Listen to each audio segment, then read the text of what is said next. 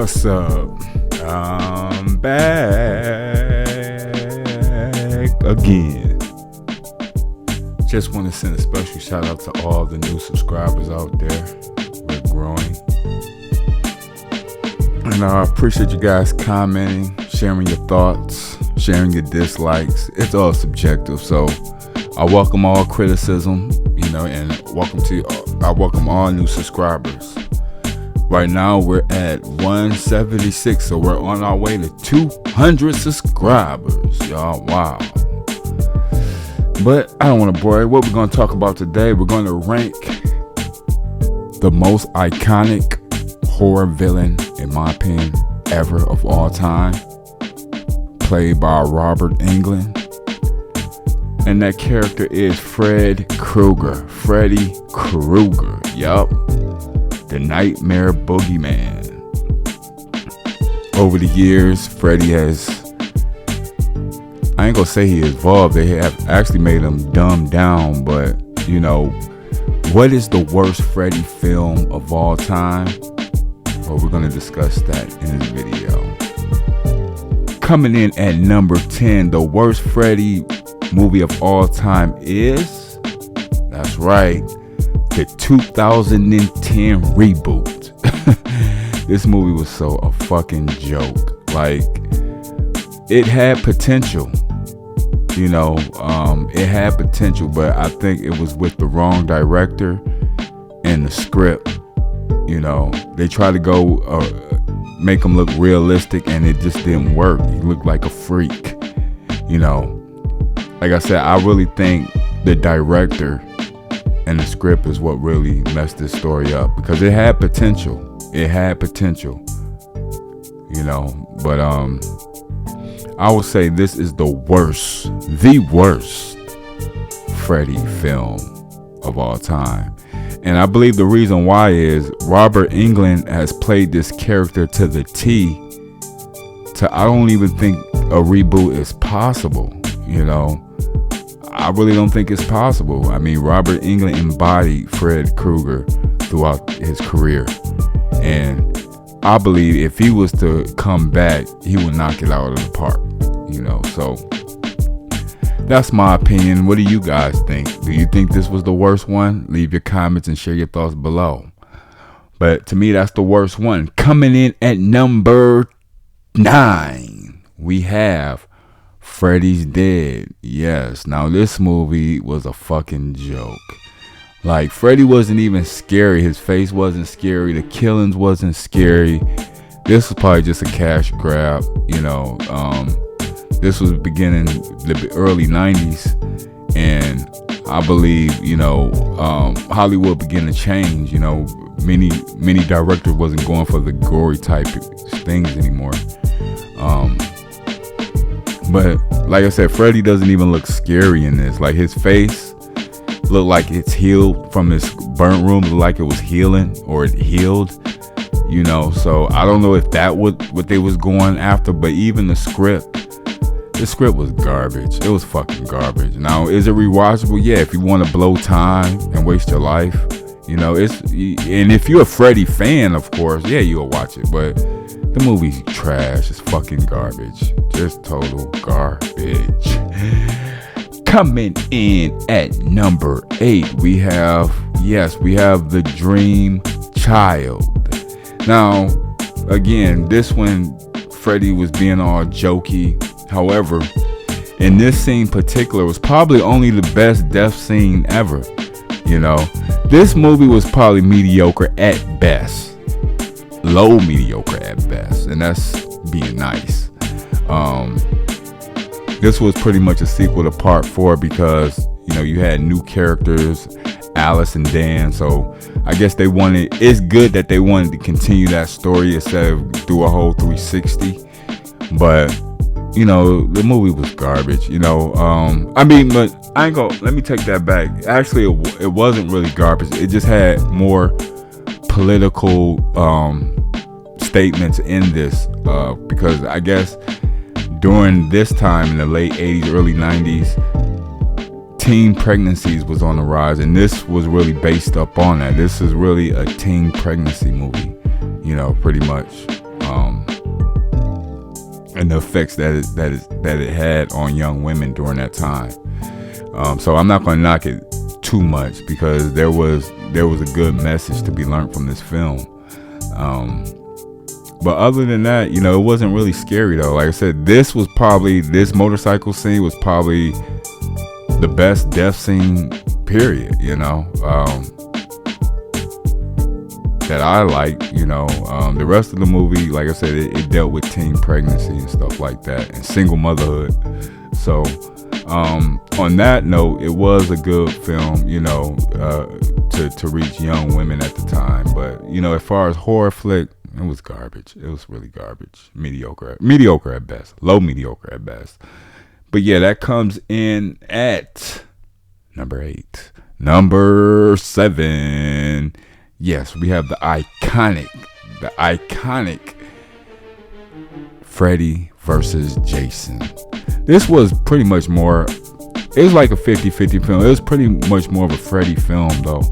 And this was anticipated just because of pop culture at that time. Every kid wanted to see a Jason versus Freddy versus Jason matchup, because I remember the ending of Jason Go to Hell. Before this, Freddy grabs his mask down, and everybody was wondering, like, well, are they going to ever fight? So they end up making making Freddy versus Jason. It was good. It was the early 2000s. We were just now getting over the terrorist attacks and everything, so everything was really trying to get back to normal because of that. But it was a good time. It was a good film. I mean, it's rewatchable. It does have little nitpicks here and there, but it is rewatchable, and it is classic because you had two of the most iconic horror villains battling out. And surprisingly, you thought it was going to go one way, and it went the whole opposite way. Jason actually won, but Freddy was kicking his ass in the third act. He was beating his ass, man. But a win is a win. So shouts out to Jason Voorhees. But yeah, Freddy versus Jason is number 7. Number 6. Yes, Wes Craven's New Nightmare. This was an okay film. I actually liked this. Now, it wasn't scary in my opinion. But it was a good story. It was about how the original cast went off on their own lives, but in the spiritual realm, Freddy, the spirit in the spiritual realm, wanted to come back to life or whatever. And I enjoyed it. It really mind fucked me when I first seen it, because I'm like, well, what's gonna happen? But when the turnaround was when Nancy called her daddy, when she accepted that she wanted to play in the spiritual world again. That's when the movie really started. But I love that scene when Nancy acknowledged her John Saxton as her daddy, and everything just goes, it just threw a 360. Now it's Nancy versus Freddy rather than Heather versus Robert. So I definitely like this. Like I said, it was just a good film to watch. Looking at Heather Langenkamp, with her sexy ass, and just watching the chemistry between her and Freddy and stuff like that. But my favorite scene in the movie is when things turn into the movie world, when her, when she acknowledged her John Saxon as her dad, and her hair started turning gray and shit, and then she has her pajamas on and she runs in the house. That's pretty much my favorite scene. But like I said, the movie is rewatchable, and it was a good take, especially Wes Craven directing it, because it's been a long time since he directed a Freddy film, since part 1. But yeah, that comes in at number 6. Number 5 is not a Freddy film, but it is the Freddy Nightmare series, which scared the shit out of me again. Back in the 80s, there was like this prime time, this late night hour where these horror shows used to come on. I remember Freddy Nightmares was one of them. It was one called Monsters. It was one called Friday the 13th. The series, it didn't have nothing to do with Jason. And it was one called Tales from the Dark Side. These was horror shows, and they came on really late. And I watched a couple episodes with my grandma when I was little, but like a lot of them would still freak me out to this day. So I'm probably do a video on TV horror shows, but yeah, Freddy's Nightmares. It was pretty good. It was pretty scary, and it did star Robert Englund. They didn't change the actor or anything. There was some scary episodes, and it only lasted, I believe, only like 2 seasons, if I'm not mistaken. It ran from 1998 to 1990. But yeah, I had to put this one up there. I had to put that one up there. So that's Freddy's Nightmares at number 5. Coming in at number 4, we have. Yeah, now a lot of people don't like this movie because of the homosexuality and the gay stuff in it, but I look at it as a horror film. I didn't really peep none of that stuff until I got older. But as far as a horror flick, this one in particular, in my opinion, is the most brutal, most savage, most cruel Freddy throughout the whole series. Because the ones that came after this, they started making them kind of jokey, and they was always implementing jokes when his killings, and his killings wasn't brutal. Like in this one, he's brutal, he's savage, he doesn't give a fuck who you are.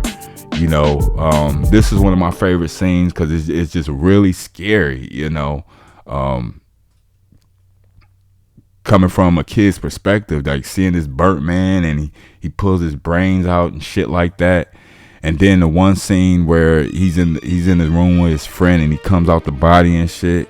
I mean, just savage, brutal, fairly not give a fuck. And you definitely see this in the pool sequence towards the third act. Freddy invades a pool party and he just savage. He don't give a fuck, you know. It was one scene in particular where one guy tried to help Freddy. He tried to talk him out of it, and Freddy was like, "Help yourself, fucker," and he slashes him across the face and shit. But on that pool scene, he was brutal as fuck, savage as fuck, you know. So yeah, Freddy's Revenge comes at number 4. Coming in at number 3, yes, we have The Dream Master. Now, I remember this as a kid. This was my first Freddy film I seen in the theater. I was a little boy, and I always kept my hands over my eyes because I was scared. Freddy used to scare the shit out of me, you know.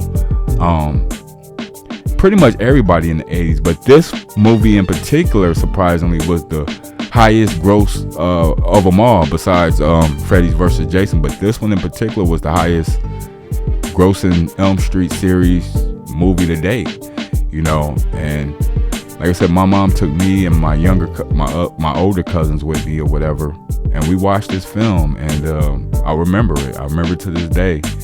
I remember this scene like it was yesterday. And I think this one was like the last brutal Freddy, you know, because then they start making him be a joke. You know, he even cracked jokes in this one, but it was still brutal. It was still savage. You know, so yeah, The Dream Master, you know, is number 3, and it's just pretty much the sequel to The Dream Warriors, you know. But you know, Tuesday Night took the role of Alice for whatever reason. But other than that, you know, Freddy, the Dream Master, is number 4. Coming in at The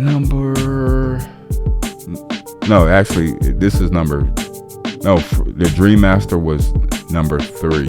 So we're at number 2. We have The Dream Warriors. Yep, The Dream Warriors. This is a good one. You know, it's brutal. This one is still kind of lighthearted because I know Wes Craven helped write the script, but they didn't use his full script. His full script you can find online. It was a lot darker and brutal than what we got, you know, because like I said, after Nightmare on Elm Street 2, they toned Freddy down, and this was the beginning of it. Even though this was a good, one of the best ones, which, you know, pop culture will rank as the best one, it was dumbed down, you know, because West's original script, you can read it online, was brutal, and it was more darker than this,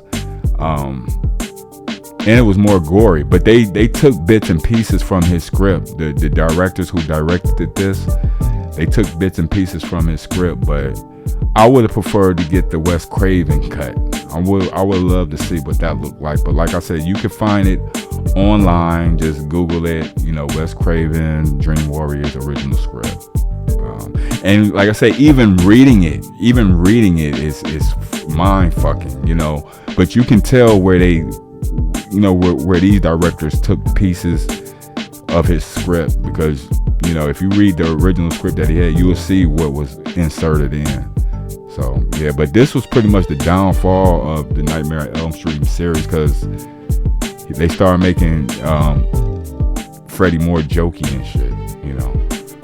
Coming in at number 1, yeah, of course we have the original Nightmare on Elm Street, starring Heather Langenkamp, Robert Englund, and Johnny Depp. You know, and shout out to Johnny Depp, man. I know he's going through that bullshit, but shout out to Johnny Depp.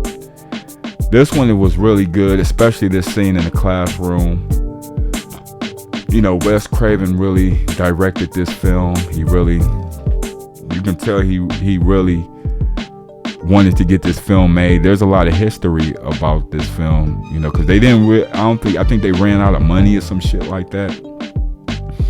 But they paid the actors, you know, later on, once they got the revenues from the theaters or whatever. But yeah, this film wasn't almost made, but they made it, you know, and it was a success, a commercial success. This is what really launched New Line Cinema. It was this film, if I'm not mistaken. And, you know, Heather Langenkamp, Johnny Depp, Robert Englund, Wes Craven, they did their thing. You know, shouts out to them for bringing one of the best horror films in modern history. You know, Wes Craven did leave his mark in the horror genre. You know, I'll just be glad, hopefully somebody else can come up with something new, because we definitely need more directors in the horror genre, because everything is jump scares now.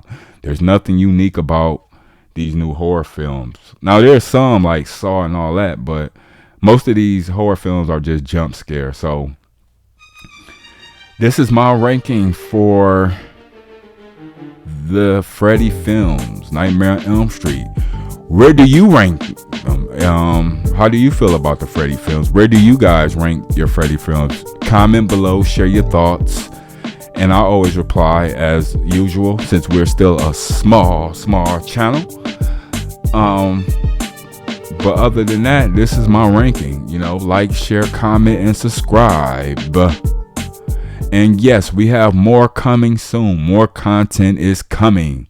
So stay tuned. Be sure you subscribe. We're going to do the Superman villains. You know, hopefully somebody at DC can see this and get some ideas so Henry Cavill can fight some new villains. And yeah, by the way, restore the Snyderverse.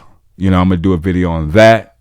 We have the top Cash Money albums ranked. You know, Cash Money was a big force in the late 90s.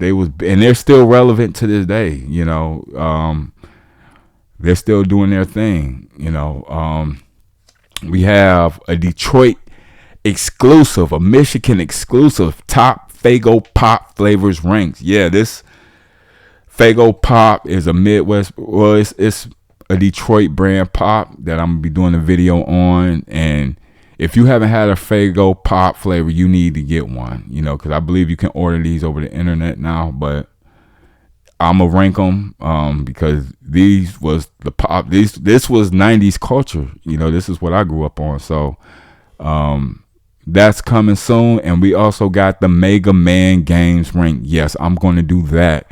Mega Man was a favorite in the 80s, especially on the Nintendo system. So I'm gonna rank these, the different video games, but it's one in particular that was a hit. One in particular was a hit, and we'll get to the bottom of that. If you're a Mega Man fan, you don't want to miss this video. So you guys be sure to like, comment, and subscribe, and I will see you on the next one. Peace.